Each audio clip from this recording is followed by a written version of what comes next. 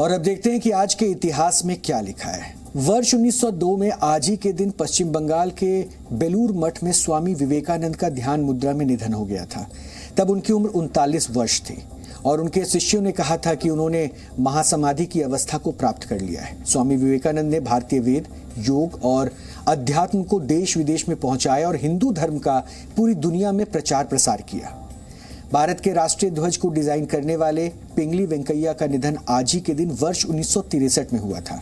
पिंगली वेंकैया 19 वर्ष की उम्र में ब्रिटिश आर्मी में शामिल हो गए थे और उन्होंने अफ्रीका में हुए एंग्लो बोर युद्ध में हिस्सा लिया था। वहीं उनकी मुलाकात महात्मा गांधी से हुई। भारत का तिरंगा झंडा पिंगली वेंकैया द्वारा डिजाइन किए गए स्वराज ध्वज पर ही आधारित है। वर्ष 1947 में आज ही के दिन ब्रिटेन के हाउस ऑफ कॉमन्स में इंडियन इंडिपेंडेंस बिल पेश किया गया था। इसमें भारत की आज़ादी के साथ साथ भारत के विभाजन की बात भी लिखी हुई थी। इसके बाद 15 अगस्त 1947 को भारत आज़ाद हो गया था। हालांकि इसके साथ ही भारत को विभाजन और पाकिस्तान के निर्माण का दर्द भी सहना पड़ा था। वर्ष 1776 में आज ही के दिन अमेरिका को ब्रिटेन से आज़ादी मिली थी और ब्रिटेन से आज़ाद होने के बाद अमेरिका की 13 कॉलोनीज ने मिलकर एक नए देश के निर्माण की घोषणा की थी, जिसका नाम द यूनाइटेड स्टेट्स रखा गया।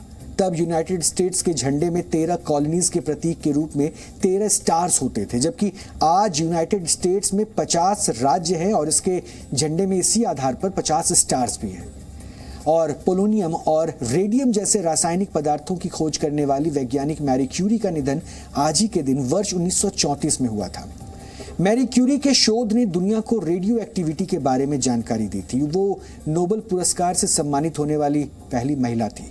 पहले विश्व युद्ध के दौरान उन्होंने युद्ध क्षेत्र में रेडियोलॉजिकल सेंटर्स की जरूरत महसूस की, जिसके बाद उन्होंने मोबाइल रेडियोग्राफी यूनिट की स्थापना की, जिसे लिटिल क्यूरीज कहा जाता था।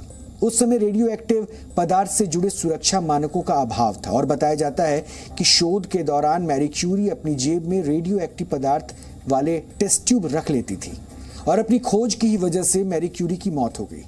रेडिएशन के एक्सपोजर की वजह से उन्हें एप्लास्टिक अनीमिया हो गया था और अंत में यही उनकी मौत का कारण बना। और डीएनए में आज इतना ही। अब आपसे हमारी मुलाकात होगी कल रात 9 बजे। तब तक आप खुश रहिए, सुरक्षित रहिए, स्वस्थ रहिए और अपना ढेर सारा ख्याल रखिए। नमस्कार।